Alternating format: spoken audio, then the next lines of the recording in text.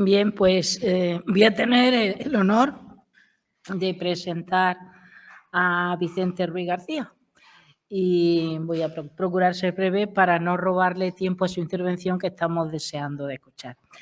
Vicente Ruiz García es doctor en Historia por la Universidad de Murcia, licenciado en Geografía, Historia y graduado social diplomado por la Universidad de Granada. Es profesor de instituto y actualmente ejerce como secretario del Centro Asociado de la UNED de la provincia de Jaén. También es profesor tutor del mismo.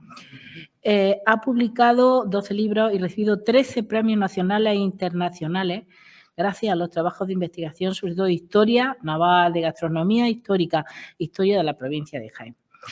Entre sus libros voy a señalar de Segura Trafalgar, se lo presenté yo, lo recuerdo con mucho cariño, Las naves de las Cortes, Los pontones de Cádiz, Las aventuras del navío San Justo, Los arsenales del Rey, La provincia marítima de Segura y la Marina de la Ilustración, Cocina a bordo, Españoles contra el escorbuto, Retrato de un aniversario, Úbeda 20 años después, Mar, Aceite, Oliva y la primera globalización, Historia naval de Alicante y su provincia en la Guerra de la Independencia, etcétera.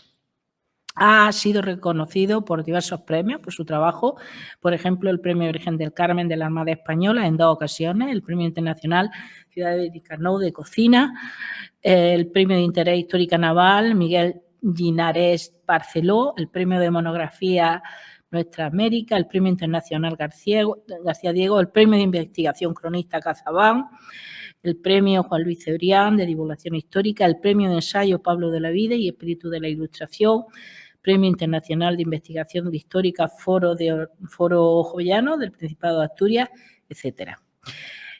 Además, es asesor de la Cátedra de Historia y Patrimonio Naval de la Universidad Murcia Armada Española. Ha participado en numerosos congresos, publicado decenas de artículos científicos, colaborado con revistas de investigación y también ha participado en programas de radio y televisión, tanto locales, autonómicas como nacionales.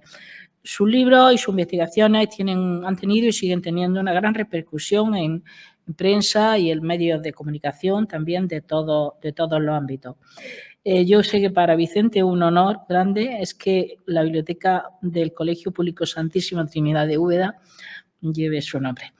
Y dicho lo cual, voy a poner de mi parte una breve reflexiones, porque si antes yo en mi conferencia decía, pero ¿quién era realmente Felipe V? Pues yo voy a hacer esa pregunta. ¿Quién es realmente Vicente Ruiz? Quiero decir quién es para mí. Yo sé lo que es para ustedes. Bueno, pues para mí, ante todo y sobre todo, aunque sea más cosas, todavía sigue siendo aquel alumno inquieto, muy inteligente, muy curioso, es una característica de Vicente, la curiosidad, muy educado, pero a la par divertido, con un gran sentido del humor y un buen compañero de sus amigos de clase. También recuerdo esos detalles. Del Instituto San Juan de la Cruz de Úbeda, donde yo le di clase. Desde entonces, cuando era un niño y después un adolescente, Vicente forma parte de mi vida, porque él nunca se ha despedido de mí, ni yo le he dicho adiós. Le he visto crecer físicamente, haciéndose alto, grande, intelectualmente, le he visto superarse, le he visto dar ejemplo de esfuerzo, de constancia y que nunca ha olvidado sus raíces. Eso para mí tiene muchísima importancia, fiel a sus afectos y a sus lealtades.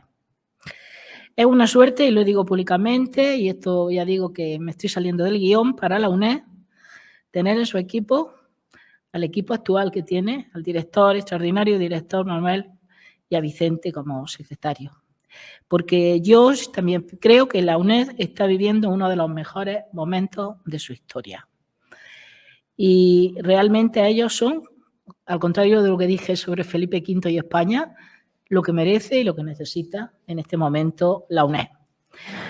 Les felicito y les doy la enhorabuena también a todo el elenco de profesoras y profesores tutores que están haciendo posible esta realidad y a esos alumnos, a ese alumnado de la UNED que participa de un ideario maravilloso, porque la UNED pretende eliminar barreras y tender puentes a través de la ciencia, la cultura y de la paz. Así que felicidades a todos, pero especialmente a Vicente. Pues ya como me has pedido que yo te presente, pues el presentador tiene también sus licencias. Y yo me he tomado esta licencia. Quiero que sepas que estamos orgullosos de tu trabajo, de tu esfuerzo humano y académico y, por supuesto, deseosos de escucharte. Te paso la palabra. Muchas gracias, Adela. Muchísimas gracias por tus palabras que, bueno, por mi parte personal y por la parte de la institución a la que representamos Manuel y yo y todos los tutores que hay aquí también. Es para mí un placer el poder contar contigo, poder contar con ellos y, bueno, las palabras que has dicho en cierto modo me abruman y ya sabes que ese afecto que me tienes es compartido por mí. Así que, nada. Sin más, bueno, pues voy a empezar con mi conferencia, la provincia marítima de Segura y la Marina de la Ilustración. Muchas gracias a todos por venir y por... Sí, creo que es más cómoda. Muchas gracias a todos y a todas. Y voy a hablar de un tema que seguramente a todo el mundo pues, le suena. La provincia marítima de Jaén, bueno, pues tiene una provincia marítima en el siglo XVIII. Más o menos todo el mundo sabe de lo que trata, pero hay muchos aspectos, yo creo que oscuros, que son necesarios avanzar, aclarar y de alguna manera, bueno, pues subrayar ese aspecto, ese periodo tan fascinante como es el siglo XVIII y en donde de alguna manera pues esta provincia tuvo un pedazo de tierra donde había unos árboles, los pinos salgareños, que formaron parte de una historia que es la historia naval de España. La provincia marítima de Segura es un régimen, podemos decirlo así, un régimen jurídico especial que se dio entre el año 1733 y 1836. Es decir, prácticamente un poquito más de un siglo, abarcaría también parte del siglo XIX, que hoy no estaría dentro de lo que es los límites cronológicos de este seminario, pero también voy a hacer referencia a épocas también anteriores para ver los distintos antecedentes de este momento. Y es un régimen jurídico que se establece en una zona concreta, en la zona oriental de la provincia de Jaén, pero también parte del actual Reino de Murcia, de la provincia de Albacete, de parte también de Castilla-La Mancha, de lo que sería la provincia de Ciudad Real, que estuvieron dependientes jurídicamente primero del negociado de maderas de Segura, dependiente del Ministerio de Hacienda, y posteriormente y simultáneamente también dependientes de la Marina de la Ilustración, de la Armada Española. Todo esto, bueno, pues invita a pensar que la provincia de Jaén, o al menos una parte de ella, fue fundamental, estratégicamente hablando, para producir madera, que sin duda en aquella época pues podíamos considerarlo algo parecido como el petróleo, un recurso fundamental y estratégico que sin duda, bueno, podía hacer tambalear a todo un imperio. Sobre la provincia marítima de Segura se ha escrito mucho y se ha escrito desde muchos puntos de vista. Para empezar, todos los historiadores que nos hemos acercado a este hecho hemos partido de un escrito, de un expediente que se publicó en el año 1811, el expediente de régimen y administración de los Montes de Segura, publicado en tiempos de la dominación francesa, en tiempos de José I. Y a partir de ahí, bueno, pues los distintos historiadores, los distintos autores, pues han ido interpretando, analizando, añadiendo en su caso otras fuentes documentales que ha ido dando luz a este periodo histórico. Ha habido una parte de la historiografía que yo consideraría victimista. Victimistas, sobre todo los que son originarios de la Sierra de Segura, como Emilio de la Cruz Aguilar, como Juan de la Cruz Martínez, fueron autores que sin perder evidentemente un análisis objetivo, o al menos de algunas fuentes, prescindieron de otras y evidentemente, bueno, pues solamente vieron la parte negativa de la implantación de la Marina en la provincia de Segura. Ahora iremos analizando los distintos problemas que hubo sucediendo en esa región. Luego también ha habido una historiografía naval que se ha ido añadiendo posteriormente. Yo destacaría a José Quintero González o a Merino Navarro, que desde un punto de vista ya externo, ya viendo, digamos, una visión global de la Marina Española de la Ilustración, aportan su criterio y su punto de vista crítico. Y luego una historiografía revisionista más cercana, como es la de López Arandía o la de Rodríguez Tauste, que, bueno, que han intentado también, han ido sacando distintas fuentes documentales, añadiendo y quitando también esa parte de cierto victimismo, de cierta negatividad que tuvo este episodio histórico del siglo XVIII y de parte del siglo XIX. Todo lo que yo les voy a ir contando ahora forma parte o ha formado parte de dos libros muy importantes dentro de mi bibliografía, que sería De Segura Trafalgar, el primer libro que yo publiqué y que escribí, que además me lo presentó Adela, como bien dice, hace ya, pues nada menos que, ya no sé si son 12 años o por ahí, y más recientemente mi tesis doctoral, que cristaliza en un libro que me lo publicó el Instituto de Estudios Jiennenses, que se llama La provincia marítima de Segura y la Marina de la Ilustración, con el que tuve el honor de que me otorgaran el premio Cronista Cazabán. ¿Qué es lo que voy a desgranarle en esta breve exposición? Porque evidentemente el tiempo así lo impone. Bueno, pues en primer lugar le voy a contar el origen de todo este episodio, de por qué una provincia de interior como la de Jaén o unos territorios de interior se consideraron provincia marítima, pero también quiero establecer una serie de elementos críticos que vienen a establecer, a contestar a una serie de interrogantes que han venido preguntándose muchas veces, pues tanto historiadores como sobre todo los propios vecinos de las sierras de Segura, ¿no? ¿Hasta qué punto fue importante y decisiva la contribución de los Montes de Segura y de su provincia a la construcción naval en esa armada de la Ilustración, la del siglo XVIII? ¿Fue causante la Marina de esa devastación, de esa presunta devastación de los Montes de Segura? Probablemente sea uno de los puntos más controvertidos. ¿Fue la única institución interesada en esa explotación forestal? ¿Y qué papel ejercieron las justicias locales, los vecinos de los Montes de Segura en esa presunta esquilmación de su masa forestal? Bueno, pues para ello voy a comenzar la historia, pues como prácticamente desde el punto inicial del siglo XVIII, que es 1700, cuando nuestro país cambia de dinastía. Y lo hace en la figura de Felipe V, Carlos II el Hechizado, muere en noviembre del año 1700, siendo la última rama marchita de una estirpe degenerada, como diría el gran Henry Kamen, y de alguna manera pues lo que hace es dejar un imperio enorme, con los pies de barro, evidentemente, pero un imperio además que tenía, en el cual todavía aún no se ponía el sol, y un imperio que necesitaba del mar para conectar unos territorios con otros. Un imperio, como diría Pablo Emilio Pérez Marañaina, en donde había muchísimas armadas, pero muy pocos barcos. Es decir, en definitiva, era un imperio marítimo sin barco. Podemos asegurar que a la llegada de Felipe V en España había 15 navíos de línea, cuando Inglaterra tenía por aquel entonces aproximadamente unos 200 navíos de línea. Y eso ya nos puede inducir a pensar un poco la situación en la que estaba nuestro país.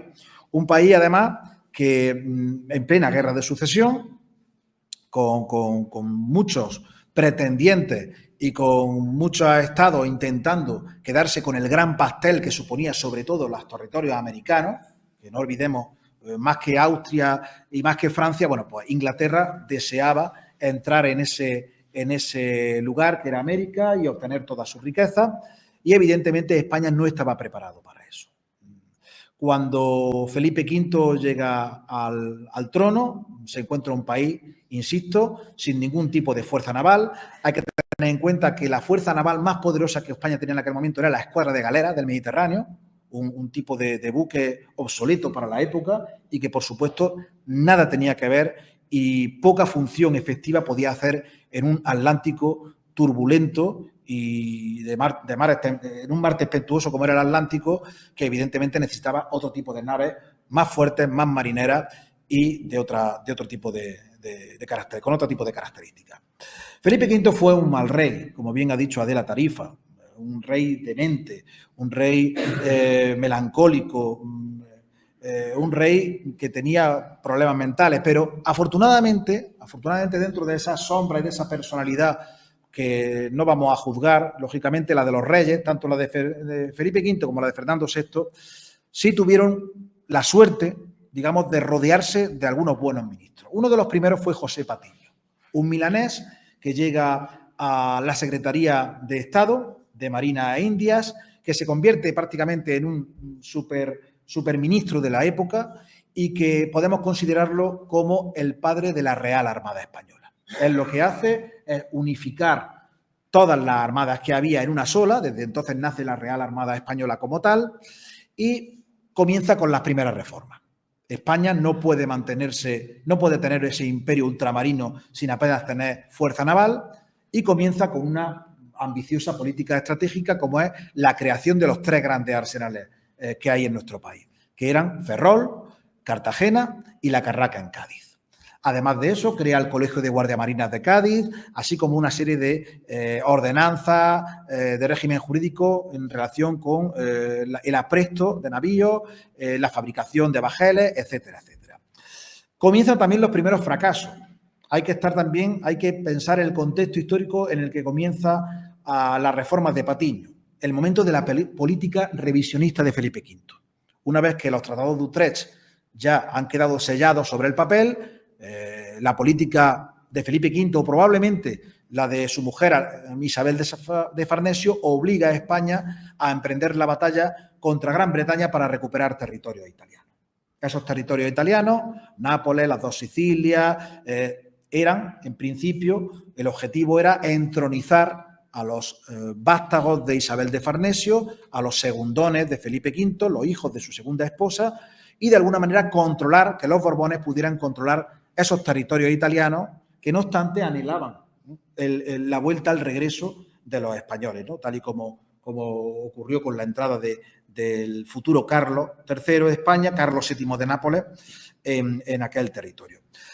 Pero ahí comienza a fracasar la reciente armada, una armada que necesita madera, que construye barcos bastante buenos tecnológicamente para el momento, gracias sobre todo al papel que realiza Antonio de Gaztañeta, un gran constructor naval vasco, pero el desastre del Cabo Passaro en 1722 hace que esa política reformista tenga que volver a empezar de cero. Hace falta madera, una de las cosas más importantes para el renacer de nuestra futura armada, y los bosques cercanos a los arsenales comienzan a esquilmarse. No solamente por la actividad naval, sino también, y ahora después incidiremos en ese aspecto, por otros problemas que tienen que ver con los incendios incontrolados, con talas descontroladas por pastores y agricultores. En definitiva, todo el mundo quiere la madera, unos como recurso natural y a otros les estorba la madera, les estorban los árboles para roturar tierra. Bien, pues en ese momento de escasez de madera hay un lugar que, sin embargo, está lleno de madera. Un lugar al que han llegado miles y miles de pinos, de madera de pino, y ese lugar es la fábrica de tabacos de Sevilla. Estamos en el año 1732 y en esa fecha pues nos encontramos que hay una gran obra, una obra faraónica que se está realizando en Sevilla, un gran complejo industrial como es la fábrica de tabacos, que actualmente es la sede de la Universidad de Sevilla, y allí están llegando madera desde un lugar que es la provincia de Segura, los bosques de Segura de la Sierra. Resulta que para realizar la estructura de madera de esta Real Fábrica de Tabacos de Sevilla, pues el intendente Sebastián Caballero necesita maderas de gran envergadura, de gran fortaleza, y esas maderas proceden de Flandes, de los Países Bajos. Pero esas maderas son caras, muy caras por el transporte, porque los flamencos, los holandeses, es decir, los comerciantes de esa madera se vienen arriba, se suben a la parra y piden mucho dinero. Y es entonces cuando el descubrimiento de las maderas de Segura pues es prácticamente por azar. Hay un personaje que es totalmente desconocido, que es Juan de Pineda. Juan de Pineda parece ser que debió trabajar en el arsenal de La Carraca durante la década de 1720. Este Juan de Pineda era sevillano, o al menos vivió su último año en Sevilla, y le presenta un memorial a Sebastián Caballero, que es el intendente de la fábrica de tabaco de Sevilla. Y en él le expone lo siguiente, le expone que hay un lugar en los confines de lo que actualmente conocemos como Andalucía, pero que entonces sería los confines orientales del Reino de Jaén y del Reino de Murcia, donde, según contaban, según sabía él, según contaban los antiguos, habían ido llegando maderas desde allí hasta Sevilla en época medieval, es decir, durante la Baja Edad Media e incluso en periodo islámico. A veces habían llegado hasta Córdoba y en algunas ocasiones llegaron hasta Sevilla. Es entonces cuando se empiezan a descubrir pues, algunas maderas que hay en algunos edificios sevillanos y a partir de ahí, en algunas iglesias sevillanas, y a partir de ahí se ve la calidad de esas maderas y se envía a Vicente Acero a que vaya a la Sierra de Segura. Vicente Acero es, digamos, el encargado, uno de los encargados de la construcción y abastecimiento de provisión de recursos naturales, madera, piedra, de la fábrica de tabaco de Sevilla. Vicente Acero también es muy conocido porque fue el arquitecto de la Catedral de Cádiz y este señor marcha hasta la Sierra de Segura. Y cuando llega a la Sierra de Segura se encuentra con que el monopolio de la madera de la Sierra de Segura no la tienen los segureños, sino la tienen los habitantes, los vecinos de Úbeda, comerciantes de madera de Úbeda, que en ese momento, pues desde hace por lo menos 200 años, desde el siglo XVI, lo que hacen es pues, mantener un privilegio a raíz de una orden de 1268 en la que la corona le otorga ese privilegio a Úbeda. Todo esto desmonta, en parte, algo que los naturales de la Sierra de Segura siempre han defendido con orgullo, que son las ordenanzas del común. Las ordenanzas del común de Segura se firman en tiempos de Felipe II en 1590 y es una especie de pseudoconstitución, si me permiten la palabra, donde se relacionan una serie de derechos y libertades que tienen los habitantes de la Sierra de Segura. Entre ellos, el de abastecerse de madera y el tener libertad para la corta. ¿Qué ocurre? Que estas ordenanzas del común de Segura no siempre se cumplieron, y menos aún en el siglo XVIII, cuando la documentación nos informa de que el monopolio de la madera que tenía en ese momento, o sea, quien tenía el monopolio de la madera en Segura, pues eran comerciantes de Úbeda. En Úbeda hay una plaza que se llama la Plaza de Josefa Manuel. Bueno, pues precisamente esa señora, Josefa Manuel, era una de esas comerciantes, mujer, que llevaba un negocio bastante prolijo, bastante interesante en torno a la venta y compra de maderas para, sobre todo, el abastecimiento de madera pues, para edificios civiles, edificios religiosos, etcétera, etcétera. Cuando el Sebastián Caballero, cuando Vicente Acero llegan a la Sierra de Segura, descubren que esos árboles están cortados por comerciantes de Úbeda, por leñadores de Úbeda, en definitiva, madereros de Úbeda, vuelven a Sevilla e intentan solucionar el tema. Y es ahí cuando se crea el Real Negociado de Maderas de Segura. El Real Negociado de Maderas de Segura, ¿qué es lo que hace? Pues lo que hace es monopolizar desde ese momento la corta de madera de la Sierra de Segura. Es decir, se antepone la razón de Estado, en este momento es la creación de un complejo industrial como es la fábrica de tabaco de Sevilla, se antepone a los derechos seculares que tenían unos comerciantes ubetenses y más aún a los derechos que pudieran tener los habitantes de la Sierra de Segura. A partir de 1734-33 se crea ese Real Negociado. Y ese Real Negociado pues, hace que llegue la primera gran pinada de pinos salgareños, en torno a 8.000, que llegan en el año 1734. Llegan de tal manera que se crea el Real Negociado de Maderas de Segura, dependiente del Ministerio de Hacienda, por tanto, de una institución del Estado. El Estado absolutista, borbónico, impone, por tanto, esa razón de Estado y lo primero es lo primero y, por tanto, se deja aparte privilegios seculares de comerciantes ubetenses y privilegios que pudieran tener los habitantes, justicia, alcaldes de la Sierra de Segura. Por tanto, ahí se elimina totalmente pues, esta idea de las ordenanzas del común. También eliminamos la idea de otra cuestión. Es decir, aquí podemos hablar de algunos mitos que se han ido estableciendo en torno a la provincia marítima de Segura. Estamos hablando del siglo XVIII. Es verdad que las maderas de Segura durante la Edad Media llegaron hasta Córdoba y en algunas ocasiones hasta Sevilla, pero siempre lo hicieron para la construcción de edificios. Hay también algunos documentos que nos hablan de que las maderas de Segura pudieron estar en Granada, en algunas obras de algunos palacios nazaríes, pero en ningún momento la madera de Segura se empleó para la construcción naval. Esto desmonta totalmente ese mito que a veces es tan repetido que ya a veces cansa, como que la Armada Invencible fue construida con las maderas de Segura de la Sierra. Eso no es cierto. ¿Por qué no es cierto? Pues por varias cuestiones. Primero, la Armada Invencible, ya de por sí ese título es totalmente falso, fue la Gran Armada. La Armada Invencible fue un invento de los ingleses. No fue invencible, era una forma de ironizar. Luego después nosotros le dimos con la contraarmada, que eso sería para otra conferencia, pero vamos a dejarlo por ahí. No hubo una armada como tal, no se construyó una armada expresamente para la campaña de Inglaterra. Fueron distintos buques de comercio, algunos requisados, otros reformados, otros construidos expresamente, pero siempre con maderas del norte, de los montes del Cantábrico.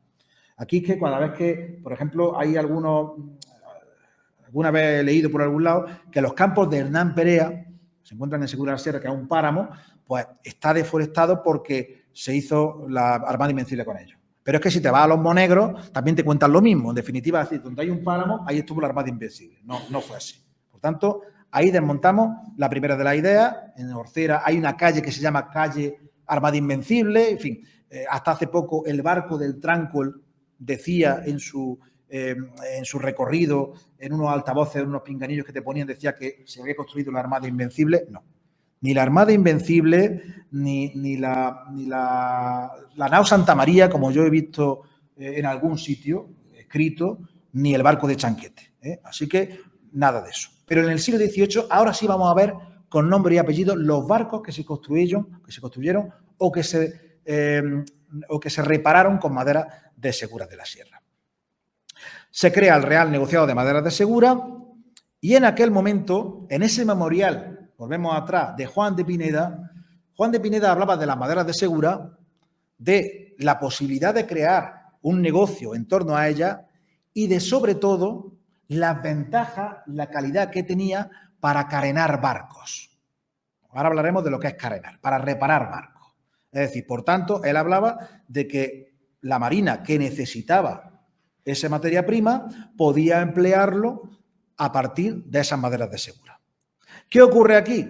Que la marina efectivamente empieza a emplear las maderas de Segura, pero no lo hace directamente, lo hace a través de otra institución, el Real Negociado de Maderas de Segura. Es decir, a partir de ese momento hay una institución dependiente del Estado borbónico, que es la Marina, la Armada, que tiene que comprarle a otra institución del Estado, como es el Ministerio de Hacienda, la madera, con lo cual hay un encarecimiento. Y estamos hablando del Estado absoluto, donde había un rey que se llamaba Felipe V y después Fernando VI, que evidentemente pues no pararon eso. Y ahora mismo nos quejamos de que hay conflictos de competencia entre instituciones, la Junta de Andalucía y el Gobierno Central, cuando hay un partido político distinto. Bueno, pues a pesar de eso, a pesar de que estamos hablando de un momento como el absolutismo del siglo XVIII, había también serios conflictos políticos e institucionales y económicos entre instituciones del propio Estado. Desde 1734, la Marina se convierte, por tanto, en el mejor cliente. Hay otros clientes del negociado. Esos clientes son, bueno, pues desde la Iglesia Católica, los municipios, etcétera, etcétera. Y ahí van a empezar a formar parte de los barcos de la Armada Española, de los navíos, los marchantes, que se llevan a la guerra de la Oreja de Jenkins. Una guerra que comienza en 1739 contra Inglaterra, una guerra colonial que se realiza, sobre todo se desata en la zona del Caribe, en el mar, y ahí aparecen, bueno, pues los barcos mercantes que se transforman en navíos de guerra y que se transforman con pino de la Sierra de Segura. Claro, hasta el año 1748, pues nos encontramos que la Marina Española tiene que ir comprando a este Real Negociado. ¿Qué sucede en el año 1748? Ya con un nuevo rey, con Fernando VI. Bueno, pues que digamos, el abastecimiento de madera para la Real Armada, que es prioritario, estamos hablando que es lo más importante, de las cosas más importantes que tiene el Estado absoluto, ya con Fernando VI, que además es un periodo de paz, hay que rearmarse contra los británicos, nuestros principales enemigos. Bueno, pues ese abastecimiento es un desastre. Y por esa razón se crea la Ordenanza de Montes de Marina de 1748, donde se crean las numerosas provincias marítimas que establece esta Real Orden. 79 capítulos, una obra maestra auténtica del despotismo ilustrado, todo para el pueblo, pero sin el pueblo, en donde, entre otras muchas provincias marítimas, pues están las de las zonas costeras, pero también hay otras de interior. No fue la de Segura la única. Hubo, por ejemplo, provincia marítima en Cuenca, o, por ejemplo, hubo también en Guadalajara. Bueno, pues la nuestra, digámoslo así, la provincia marítima de Segura, pues establecerá una serie de municipios que estarán dentro de esa jurisdicción, y esa jurisdicción abarcará parte de las provincias de Albacete, Murcia, Almería, Granada y Jaén. La capital, pues la capital tendrá dos capitales, una será Segura de la Sierra y otra será Alcaraz, aunque Alcaraz será mucho más tarde. En la provincia de Albacete, Aina, por ejemplo, ahora que desgraciadamente ha salido con las inundaciones, todas esas ciudades formaban parte de esos pueblos, formaban parte de la provincia marítima.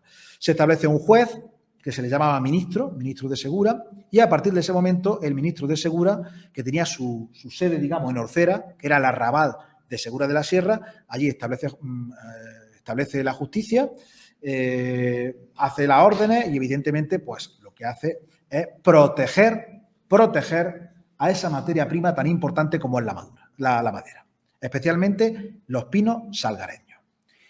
¿Qué ocurre con el Real Negociado? ¿Desaparece? No desaparece. El Real Negociado seguirá cortando sus árboles, es decir, el Ministerio de Hacienda seguirá cortando sus árboles y la Marina cortará los suyos ya directamente. Claro, esto ya, el conflicto de intereses es todavía mayor y más grave. ¿Por qué es mayor y más grave? Bueno, pues muy sencillo. Porque, para empezar, la Marina se encuentra con dos grandes enemigos. El primero, el Ministerio de Hacienda, que se dedica a cortar árboles a diestro y siniestro sin tener en cuenta las dimensiones. La Marina, para cortar los árboles, digamos que mimaba el árbol. Primero buscaba el árbol que tuviera, digamos, una forma determinada. Los árboles de Segura, principalmente se utilizaron, los pinos salgareños, se utilizaban para los baos, que eran las vigas transversales de los barcos, y lo que eran los forros. Los mástiles, la arboladura, es decir, lo primero, nosotros vamos a Río Madera y vemos ese pedazo de pinos salgareños, lo primero que nos viene a la imaginación es los mástiles, ¿no? Los mástiles y las vergas es lo que se podía utilizar, con lo que se podía utilizar la madera. Pues no es así. Normalmente los mástiles venían del Báltico y la madera de Segura se empleó fundamentalmente para eso, para los costados de los buques, la obra viva y los baos. Un barco de vela de la época del siglo XVIII aproximadamente estaba construido por un 60% de roble, las cuadernas, y el resto era aproximadamente un 30% pino normalmente blanco o salgareño, que era el que había en Segura de la Sierra. Bueno, pues, ¿qué es lo que se encuentra el primer ministro, Gutiérrez de Rubalcaba? Se encuentra con el problema del Real Negociado y con el problema de los justicias locales, es decir, los alcaldes de la zona. Esos problemas van a llevar a prácticamente la destrucción de buena parte de esos montes. Ahora lo iremos viendo. Brevemente, aunque no me da mucho tiempo, otro episodio fascinante de esta aventura, que es la de la provincia marítima de Segura, es el transporte, la corta y el transporte fluvial. Ese transporte fluvial que era una auténtica proeza que desde las pirámides de Egipto probablemente pues no veremos. La corta se hacía normalmente en las menguantes de enero. En enero se cortaban los árboles y desde allí se llevaban hasta los aguaderos. Hay varios aguaderos que todavía quedan, la confluencia del Trujala y el Guadalimar. Ahí permanecían durante varios meses hasta que crecía el río, la agua del río. Entonces se tiraban los árboles, se conducían por el río a través de los ganchos de los pineros.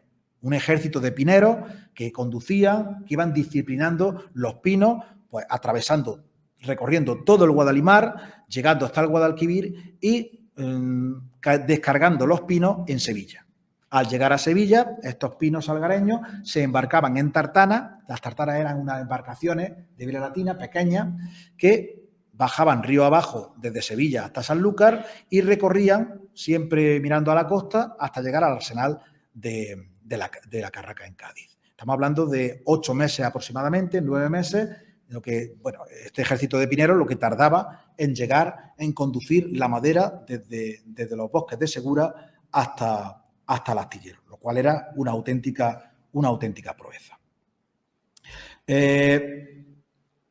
Durante este periodo, digamos que tanto la Marina como el Real Negociado de Maderas de Segura, pues, utilizaban el río cuando les convenía, hasta el punto de que hubo un gran problema.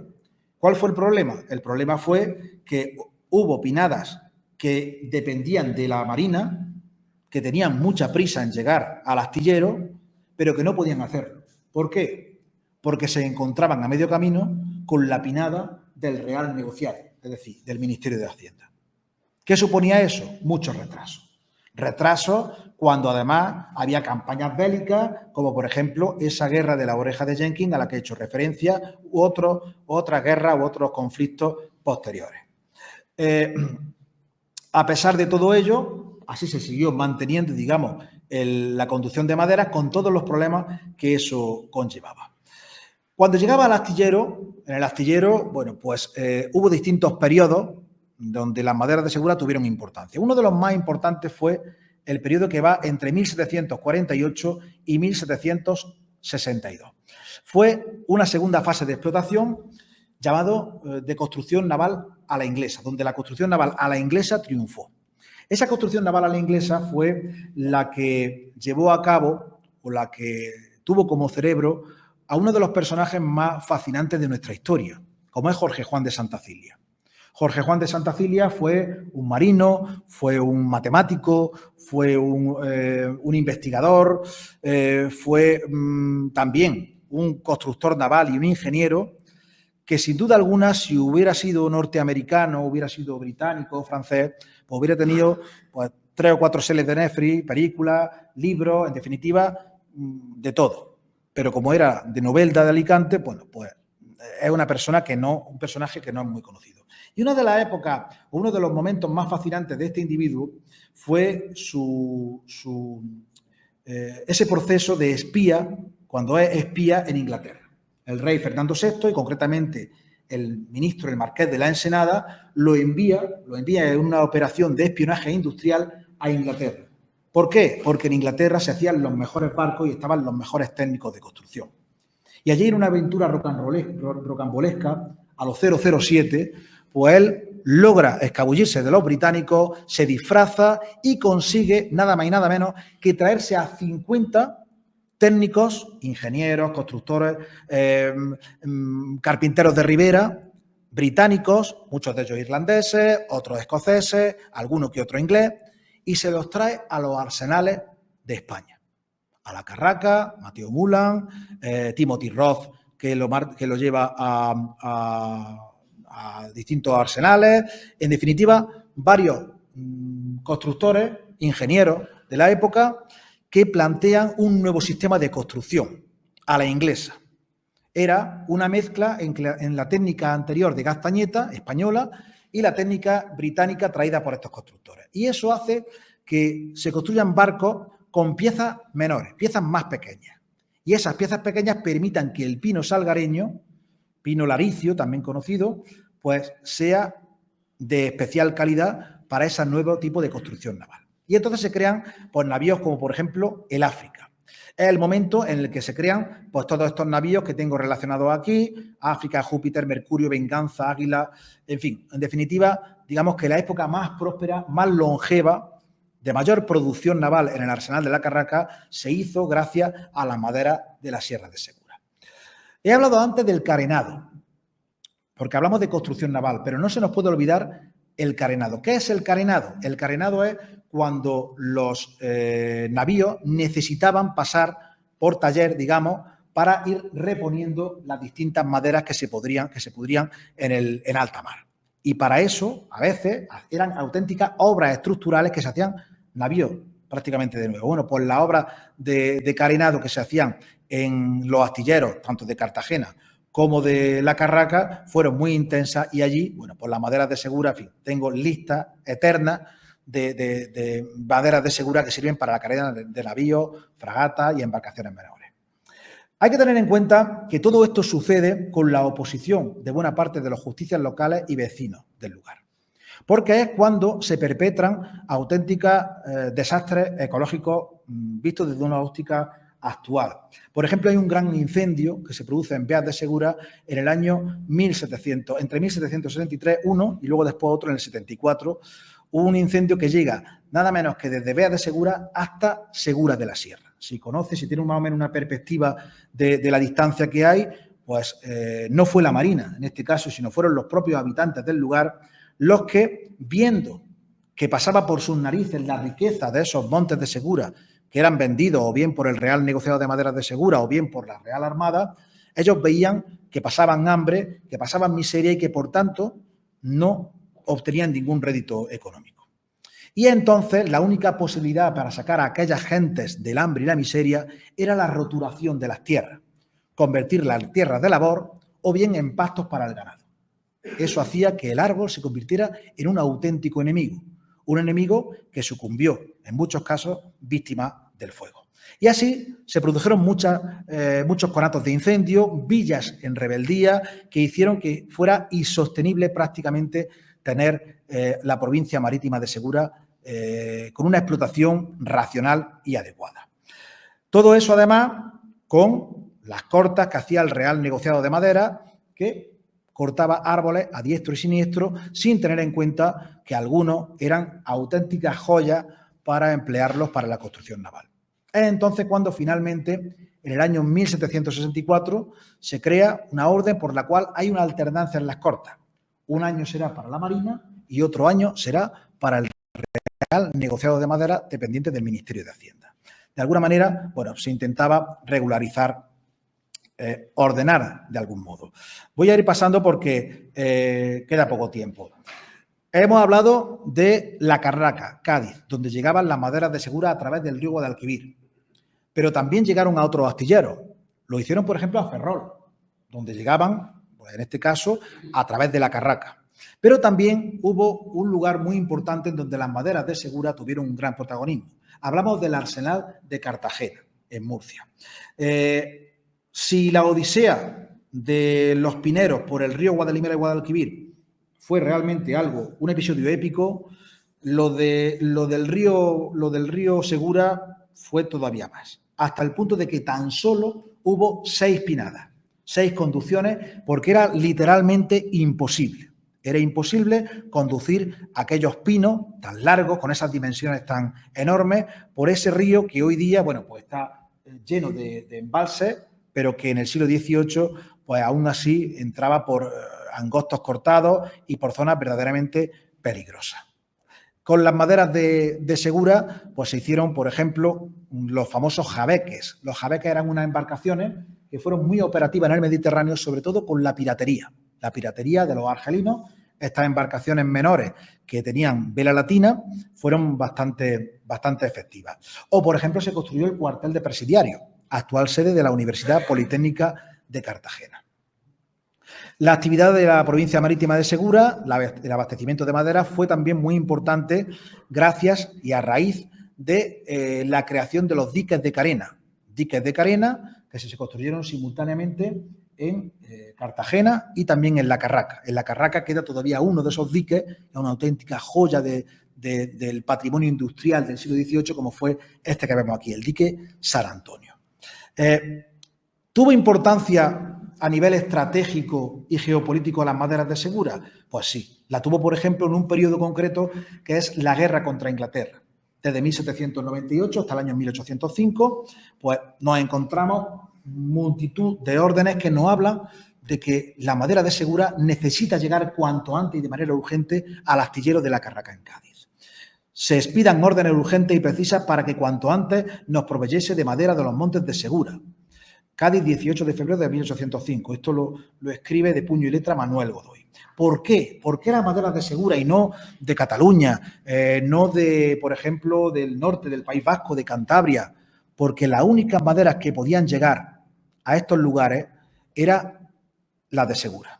¿Por qué razón? Porque desde el año 1805 nos encontramos que frente al puerto de Cádiz hay una armada, una flota británica que lo que está haciendo es bloquear el puerto. Eso impide que la madera de cualquier otro lugar, de América, de La Habana, del norte, de donde sea, pueda llegar en barco. ¿Cuáles son las únicas que pueden llegar? Las únicas que pueden llegar, que no lo impide la flota británica del almirante Nelson y posteriormente Collingwood, son aquellas que vienen de Segura. Porque vienen por esas tartanas, por el río Guadalquivir, que van navegando siempre pegadas a la costa y, por tanto, los cañonazos, las balas de cañón de los grandes navíos británicos no llegaban y no le hacían absolutamente nada a esas pequeñas embarcaciones.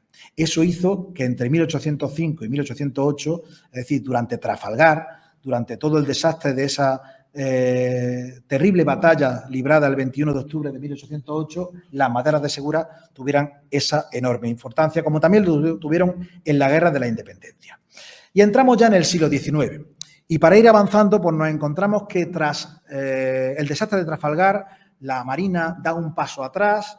A partir de ese momento nos encontramos con que hay un montón de problemas, real negociado de maderas de Segura, mal abastecimiento de los arsenales, los problemas eternos de las justicias locales, de los vecinos de la Sierra de Segura, apartados por la ley, por la Real Orden, por ese decreto del año 1848, apartados de esta aventura.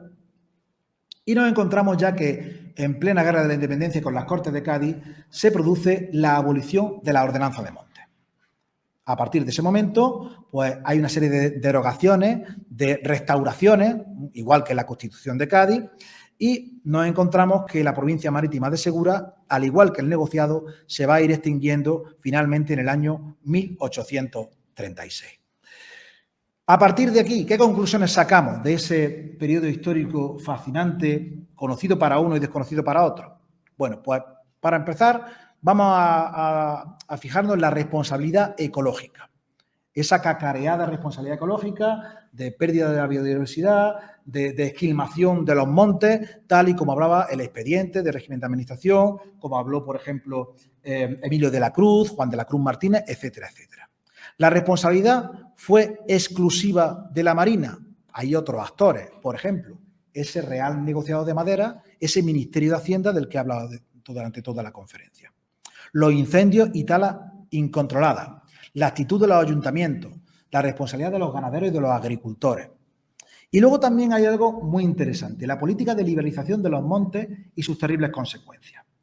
Las Cortes de Cádiz, sin duda alguna, pues al igual que la Constitución de 1812, son uno de los episodios más fascinantes, de los que nos podemos sentir más orgullosos los españoles.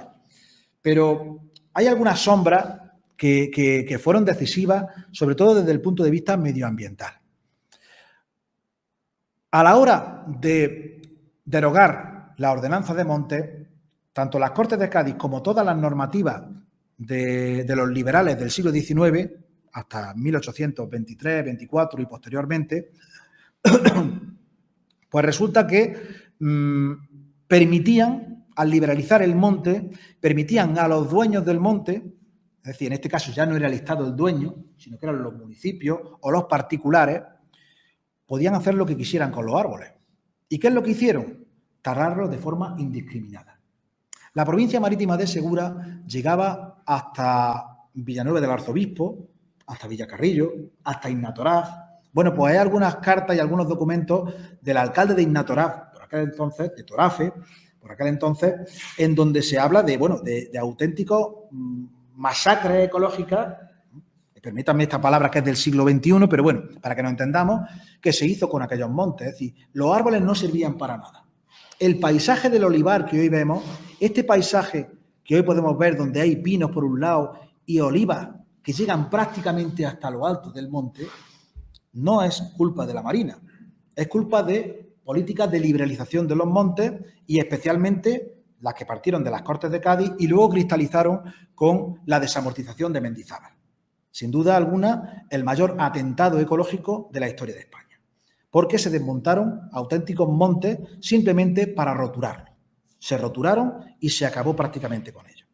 A partir de ese momento, por tanto, la responsabilidad no fue de la Marina en ese aspecto. Y además hubo otros intereses también del Estado, como por ejemplo fue la minería o, por ejemplo, mucho después, el ferrocarril.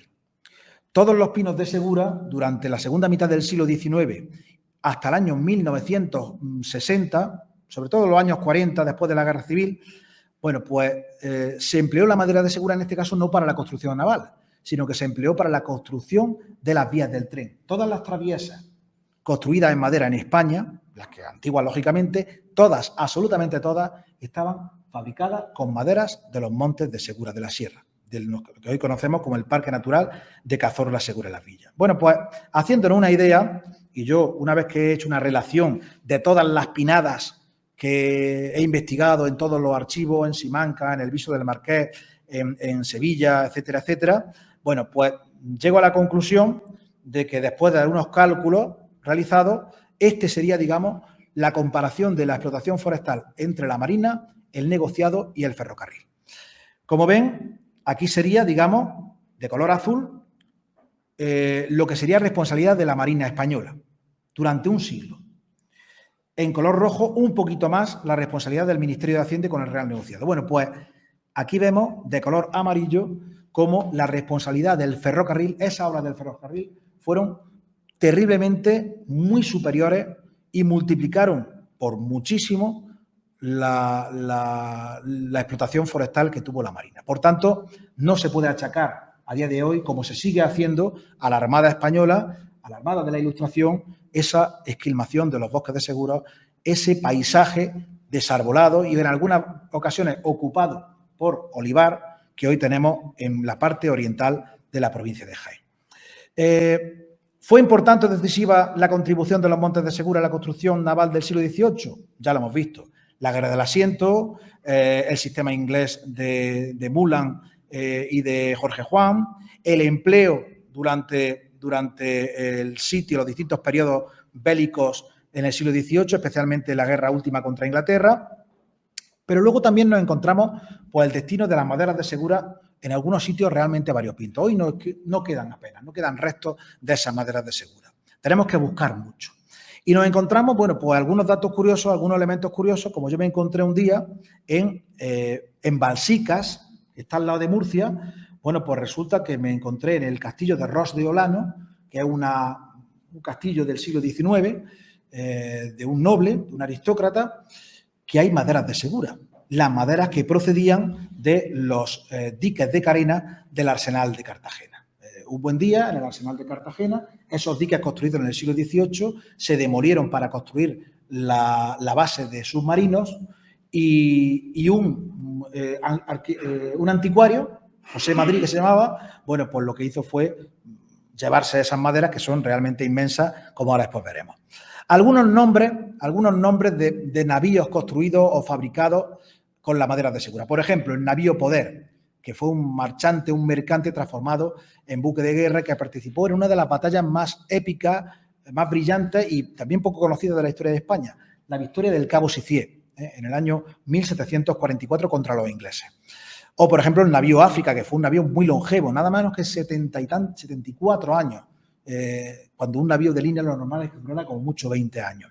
O, por ejemplo, el navío San Julián, que fue carenado en el año 1773. La historia de este navío es para una película. Fue capturado por los ingleses en la batalla del Cabo de Santa María. Bueno, pues este navío fue afectado por un terrible temporal y resulta que los ingleses que habían capturado aquel buque tuvieron que pedir ayuda a los marineros españoles que estaban encerrados en la bodega que acababan de capturar.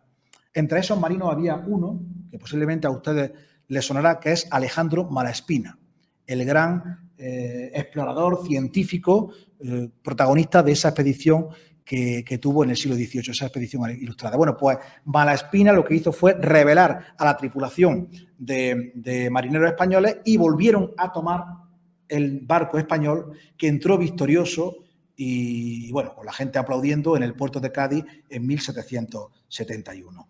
Hubo también otro navío, el América, por ejemplo, o, en fin. Y, bueno, por supuesto, el Escorial de los Mares, el Santísima Trinidad. La Armada Invencible no se construyó con maderas de Segura, pero sí el mayor buque de su tiempo. Un navío con 140 cañones, el Escorial de los Mares. Un navío que sucumbió en Trafalgar, pero que los documentos históricos nos informan de que fue construido con madera, o al menos reparado, con madera de la provincia marítima de Segura. Santísima Trinidad calafateó de firme de quilla a borda y se forró sobre tabla de pulgada de pino de Segura. Isla de León, 1805. También nos encontramos el navío Santa Ana o, por ejemplo, el Velasco, un navío que participó en la toma de Pensacola, esa a la que hacíamos referencia en el cuadro inicial, el que nos sirve como imagen de este seminario. Este es el castillo de Ros de Olano, que he dicho anteriormente, en Balsica, donde están, fíjense, qué envergadura de madera, ¿no? Aquí tenemos unas vasijas, unos cuadros, una lata, una botella, para que veáis lo grandes que son estas vigas, que se las llevó el anticuario. Las cogió, las echó en un camión y las utilizó para hacerse su casa. Pero eso en el año 1997, es decir, no estamos hablando del antiguo régimen, estamos hablando de ahora.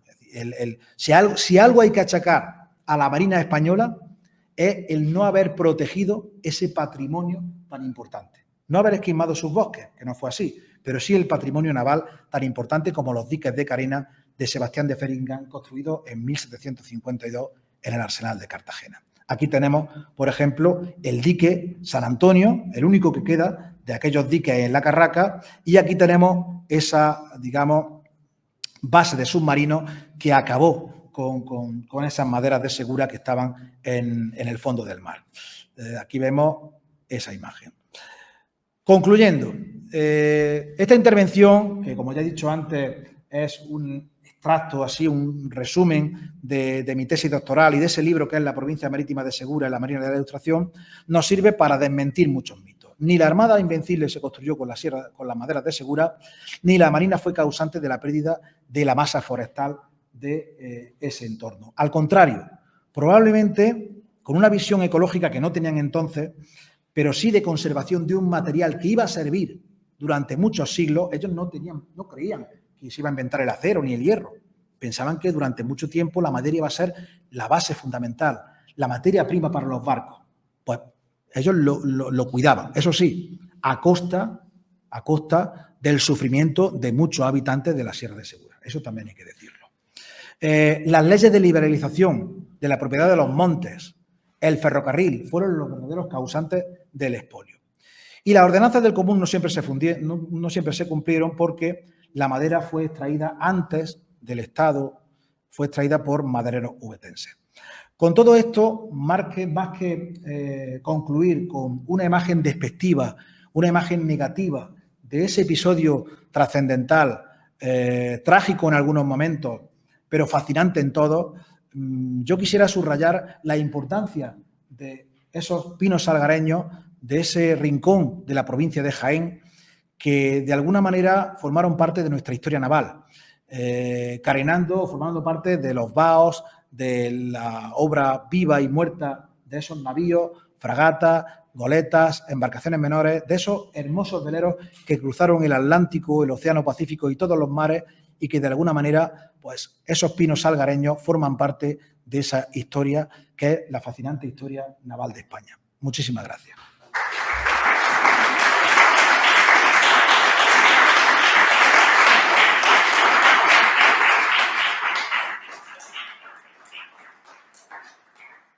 Bueno, pues ahora vamos con cierto tiempo. Yo creo que es el momento de que podamos hacer un pequeño debate con todo lo que hemos hablado durante la mañana de hoy. Por un lado, ha empezado Adela Tarifa, primero haciéndonos una brillantísima contextualización del momento histórico, sin habérselo pedido, pero la verdad es que ella lo ha hecho muy bien al ponernos en su sitio, al saber el momento histórico, cómo comienza ese siglo XVIII. Posteriormente ha ido desgranando los problemas y la tragedia que supuso la Guerra de Sucesión, no solamente en España, sino especialmente en la provincia de Jaén y en algunos municipios como Torres o Úbeda. Y posteriormente el doctor Delgado Barrado, pues lo que nos ha hecho ha sido una magnífica exposición sobre un personaje como es como es el fundador de California, el fundador de Los Ángeles, Felipe de Neve, y también de otros lugares, así como, bueno, esa relación estrecha de un jiennense, de un habitante, de un paisano nuestro, con un lugar pues tan popular como puede ser la ciudad de Los Ángeles. Y además, cómo ha quedado su sello. No solamente llevamos miseria y sangre y esa leyenda negra, ¿no? Dejamos también ciudades como fueron Los Ángeles y otras muchas, los españoles en tierra americana. Y por último, pues yo he concluido con todo esto que he contado de la provincia marítima, de esos montes alejados del mar, en una provincia de interior. Así que yo creo que es momento de plantear preguntas a todos los que han participado. A ver quién se anima, quién... Venga.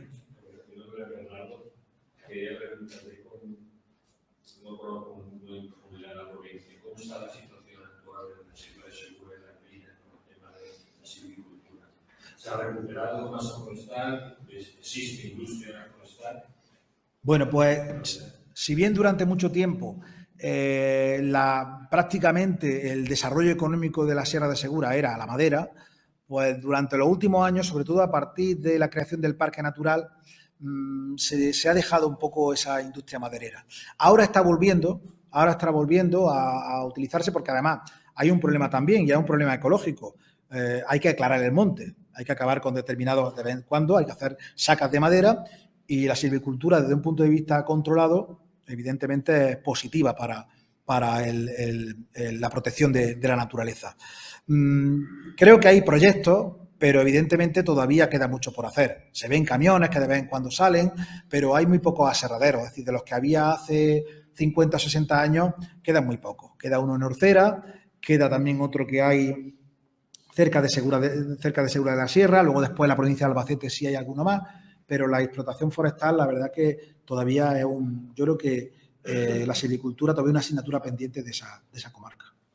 La Junta de Andalucía, que imagino que es la competente actualmente, ¿ha hecho planes de repoblación o tiene actualmente Bueno, planes de repoblación no hay en sí, porque no hacen falta planes de repoblación como tales.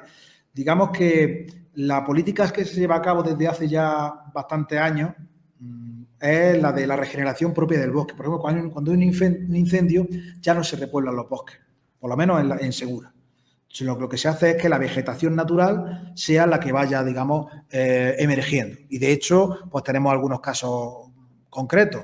Cuando se produjo el incendio a finales de los años 80, principios de los 90, de todo lo que es, ahora lo digo porque es muy, muy visible, en el puerto de Las Palomas, pues ahí hubo un incendio de muchísimas hectáreas y no se planteó la posibilidad de repoblación. Entonces, lo que se hizo fue una especie de bancales para evitar lo que sería la erosión, pero se ha dejado que digamos, la vegetación natural salga y eso además nos descubre muchas cosas. Nos descubre, por ejemplo, que hay una serie de especies de pinos que no han existido nunca en Segura. O sea, en Segura lo que había en las partes bajas, lo que había era quejigos, encinas primero, después quejigos, que es el roble andaluz, y posteriormente el pino salgareño. Esos pinos grandes que he puesto un ejemplo de uno que es emblemático, que es el pino galapán, aquí está, ¿vale? Este es uno del tronco. Esto es una recreación que se hizo para un documental que hice, El árbol de Segura, una aventura al pasado. Bueno, pues este árbol es sin duda la auténtica, es un ejemplo de esos árboles que todavía se hieren algunos con 400 años como es el galapán. Es decir, la repoblación que se hizo durante la dictadura, pues fue una repoblación que, si bien fue negativa por un lado, porque lo que hizo fue traer especies distintas, foráneas, sí impidió, eso sí, hay que decirlo, fue positiva desde el punto de vista de la erosión. Es decir, permitió que todas esas tierras no se erosionaran, que no se colmataran los pantanos, por tanto, fue un mal menor esa repoblación. No hay política de repoblación como tal. Ni debe haberla ahora mismo. Y en esos años que tú has hablado, Vicente, antes, ¿se hacían repoblación? Sí, ahí sí se hacían repoblación. Ahí, claro, ahí había, dentro de las ordenanzas del común, que podríamos hablar, perdón, dentro de las ordenanzas de Montes de 1748 y las sucesivas que se fueron haciendo, se obligaba a los vecinos del entorno a plantar.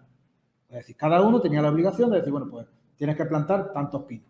Y entonces los plantaban y además los ponían derechos para que tuvieran, en fin, era una de las obligaciones, sí se replantaba, con visión de futuro. Hay una anécdota muy grande, esto no es del Segura, pero sí es de un marino muy famoso, el almirante Collingwood, el sustituto de Nelson, que iba paseando por las campiñas del Reino Unido, de Inglaterra, tirando bellotas.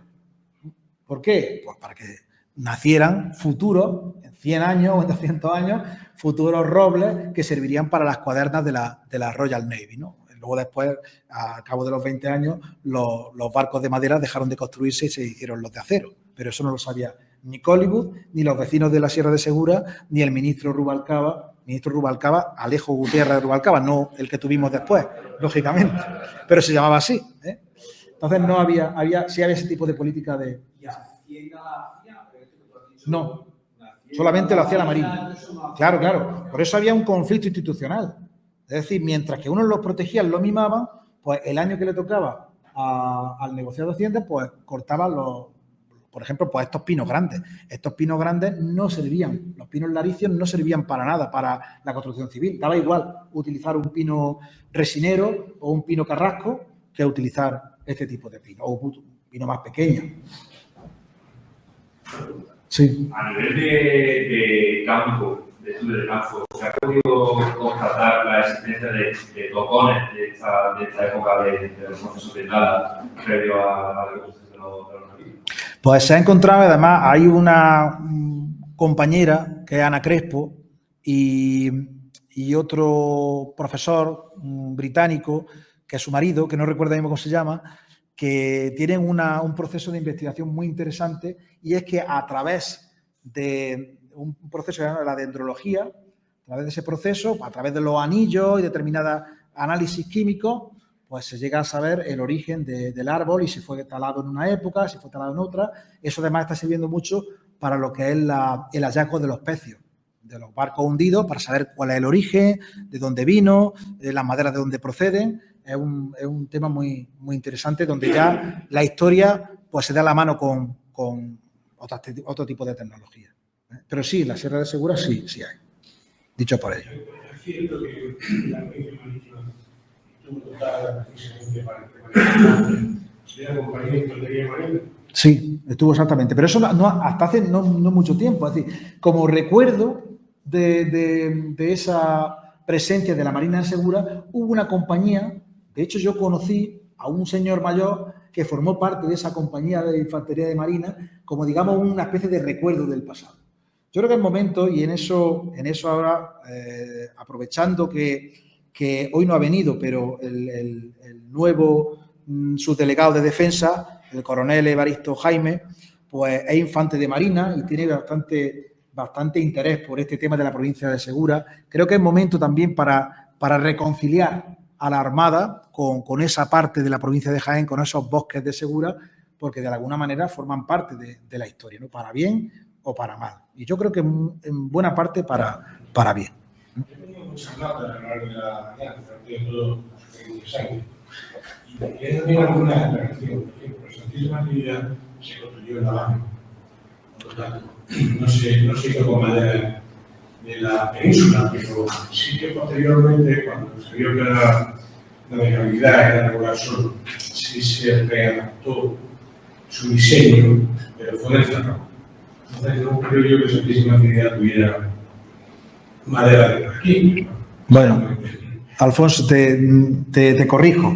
Efectivamente fue construido en La Habana, con madera, además, maderas nobles de Cuba, con caoba, guayacán, etcétera, etcétera. Solamente ya en el primer viaje que hace en el año 1865, si no me equivoco, ya se dan cuenta de que hay un problema, de que las baterías bajas se llenan de agua y, por tanto, hay que embonarlo, hay que ponerle más peso por los lados. Lo llevan a Ferrol, lo embonan, es decir, le ponen más peso en los lados. Pero posteriormente es carenado en 2 ocasiones en la carraca. Es decir, antes del año 1805 es carenado en 2 ocasiones. Se le renuevan las maderas de esos costados, de esos embonos que se hacen en Ferrol, y se hace con madera de Segura. Y por esa razón, el Santísima Trinidad era un navío muy pesado, muy lento, un navío con muchísimos problemas estructurales. Hay que tener en cuenta que lo construye Mateo Mulan Y Mateo Mulan se va desde la Carraca hasta La Habana y muere de fiebre amarilla. Y lo sucede a su hijo, es decir, le ocurren muchísimos problemas, ¿no? Hay muchos planos distintos y es un navío pues, que ya estaba, digamos, maldito, nada más empezar. Aunque es verdad que fue un navío pues, hermosísimo y era, bueno, pues, anhelado y envidiado por todas las armadas, especialmente por la británica. Podéis preguntar también al resto de conferenciantes. Sí.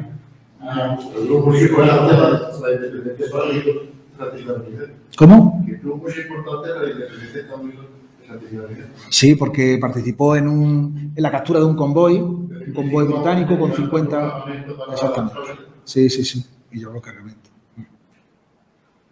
Quería hacer un comentario se lo he hecho ya a doña Adela en el descanso sobre la primera conferencia, con matizaciones, que no puede quitar verdad todo lo que ha dicho, pero le he hecho el comentario de que cuando hablaba de que fue considerado el ministro rey reformista y ella ha dicho reformista, porque nos ha comentado muchas de las formas civiles o cosas, pero desde el punto de vista estrictamente militar sí que fue un rey reformista.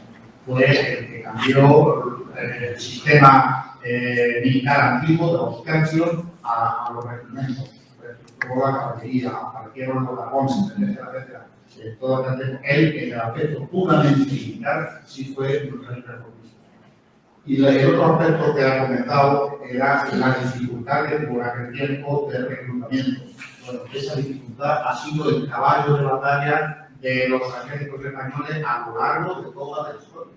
Y prueba de ello es que hasta ese movimiento que se produjeron en contra de las lenguas y tal, fue lo mismo que tuvimos hasta el año 1923, la Semana Mágica de Barcelona surge a través de o consecuencia de unas lenguas para llevarnos a la Guerra de África, y debido a que ese ha sido el caballo de batalla de los ejércitos españoles y de la Armada Española. Entre otras cosas por la falta de población española. O sea, España ha sido siempre deficitaria en población para mantener unos ejércitos capaces de mantener un poco de imperio español. Y la demografía ha sido siempre el caballo de batalla. Lógicamente, si a esa demografía, falta de demografía, le suma unas disposiciones, leyes o normas injustas, porque así ha sido a lo largo de la historia sobre la movilización, y hablo de los soldados de cuota o las retenciones por pago económico para que los hijos no fueran del servicio militar, pues lógicamente producía la rebelión del pobre, que era el único que por desgracia tenía destino a los ejércitos y posteriormente a los batalla. Pero deciros que eso no es una cosa del pasado. Hoy en día hay un organismo que se llama el Instituto Español de Estudios Estratégicos, que pertenece al CSD, del que soy director. Actualmente, cada 2 años hacemos una encuesta que lo hace el CIS, de Formación Sociológica, sobre qué piensan los españoles de la defensa de España. ¿Participarías en la defensa de España? Y nos podemos quedar asombrados. El 80% varía de una encuesta a otra, pero en torno al 80-85% de los españoles se niegan tajantemente a poder participar en la Fuerza Armada Española. Si la pregunta es, si hubiese una invasión y tal, ¿estaría usted dispuesto a ingresar a la Fuerza Armada Española para defender España? Y hoy, el 85% de los españoles dice no. O sea que podemos hacer una idea de que esto no es un problema de periodismo, es un problema de los españoles hablando de los hechos. Sobre esta cuestión, claro, en una conferencia de 40 minutos, condensar toda el reinado de Felipe V, la reforma, eso, como tú dices, Vicente, no entra en mi competencia, pero sí que me tenía preparado. Y de hecho ya tengo aquí las notas, viendo las noticias. Tenía mucha documentación sobre ese tema que usted plantea. Y como no puedo estar hablando, diré que uno de los trabajos realizados y publicados por el Instituto de Estudios Forenses, que toca el tema de la guerra, pero desde el perfil más militar, que es lo que yo he comentado. Digo, además, las consecuencias sociales, las consecuencias económicas, pues lo hizo referido a Carchalejo, el investigador Jorge González Cano. Entonces explica porque hizo un enfoque basado en libros de quinta, es decir, es un trabajo con otro perfil, ¿no? Libros de quinta y temas más militares. Entonces se ve perfectamente cómo lo organizó Felipe V, el reinado de Felipe V en los ejércitos, que estaban muy desorganizados. Y entonces le repito el trabajo que lo tengo muy claro aquí, perfectamente, y pensaba lo que he dicho. Por ejemplo, en una cita, pues de normal, citas que llevan a los ayuntamientos. Real Cédula del 18 de febrero de 1704 explica que se han de formar 100 regimientos en todo el Reino de Castilla, que cada regimiento estará formado por 500 hombres divididos en 12 compañías, a cuyo mando estará un capitán, y que al partido de Jaén corresponden 2 regimientos con un total de 1000 hombres. Y el corregidor y capitán de guerra de Jaén era don Manuel Miese y Arias, y notifica el 12 de abril a Carchalejo, que es el trabajo que hace este investigador, que a Carchalejo le ha tocado 2, exactamente. Es decir, que está perfectamente estudiado, era la preocupación. Es decir, precisamente estamos en que la guerra y el ejército fue la preocupación, era la gran preocupación. Y en lo que se encontró este rey fue, y después, claro, tras los tratados de Utrecht recuperar la y la guerra, después colocar los hijos de la Farnesia, etc. Vivimos en guerra permanente. Respecto a lo del tema del reclutamiento, eso también lo tengo, bueno, quiero decir que no siempre era tan denotado el oficio de soldado. Bueno, con los austrias menores, con Carlos V, Felipe II, era el sentido patriótico y el deseo de acudir a la guerra, con todavía la nobleza, la que resulta, era algo muy valioso, muy en alza y muy valorado, porque era además medio para hacer. Por ejemplo, el padre Francisco los Cobos, ya viejo, seguía en el ejército, ya viejo, y se alistaban los jóvenes y había un cierto grado de patriotismo, podríamos decir. Eso va a desaparecer con los austrias menores. Y desde los austrias menores no se recuperó nunca, nunca, va peor. Porque yo también he hecho estudios sobre archivos, hay mucho trabajo sobre todo en los archivos municipales. Yo he hecho sobre la guerra de Cuba.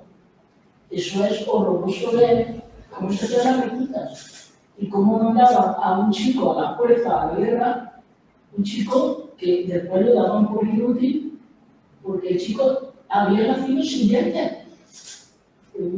Y lo mandaron sin dientes, solo quería comer cosas batidos. Y la madre alega que se va a morir enseguida de ella porque no tiene dientes. Ni le miraba la boca que se tenía dientes para mandarlo de lengua. Claro, lo de que la gente, por 2000 pesetas se llevaron. Por 2000 pesetas se llevaron. Entonces, tenemos de todas las razones. Desde luego que en adelante sí. En épocas anteriores era otro concepto. Y yo estoy la guerra en el sentido de organización y totalmente la razón. De haber tenido tiempo de aspecto, pero es imposible. Tenemos en el ermita ese trabajo de Jorge González Cano, que no está en el ámbito de la historia social y de mentalidades, está en un ámbito de historia militar. Cuantificación, libros de quinta, etc. Y recoge, es más, hasta dice exactamente cómo tiene que ir pesado un muchacho. Y explica exactamente cómo es el uso reglamentario del fusil, la bayoneta, la bolsa de carga. ¿Quién tiene que coger el arma? El ayuntamiento tenía que coger el arma. Era responsabilidad de la familia. Pero claro, había el tiempo que había. Por esto, le agradezco que me haya dado la oportunidad. Alfonso, quería... Sí, 5 minutos.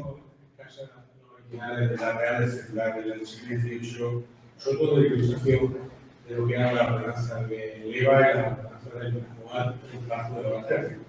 Hay que distinguir muy bien lo que son las circunstancias extraordinarias de un conflicto armado que tiene su urgencia en cuanto a la función de tropas, que el anual reemplazo de los ejércitos como miembros básicos, es totalmente diferente.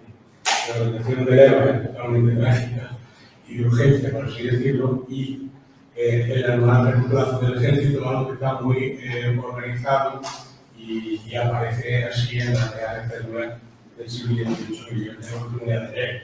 Y en cuanto a los ayuntamientos, tengo que decir que la base del reformismo del siglo XVIII, de la entrada de los Borbones en nivel militar, en España, se basa principalmente en dos pilares desde el principio, que son las milicias provinciales y lo que es el ejército regular. Mientras que el ejército regular está muy bien establecido en sus regimientos, ante tercios, etc., regimientos, batallones, compañías, etc., ante la falta precisamente de reclutas, pues se hacen las milicias provinciales, que es el otro bastión que se sustenta el ejército de guerra.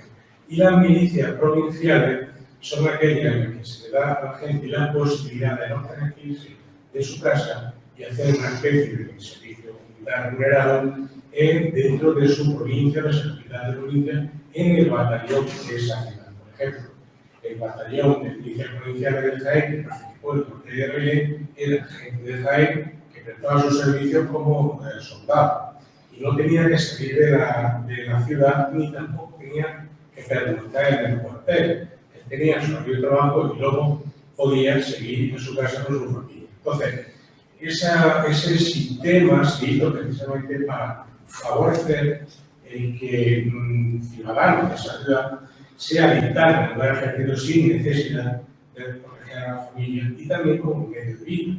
Entonces, las milicias provinciales, además en mi casa, el reglamento de carácter de los ejércitos borbónicos, cuando se funda el reglamento de las milicias provinciales, es un distinto.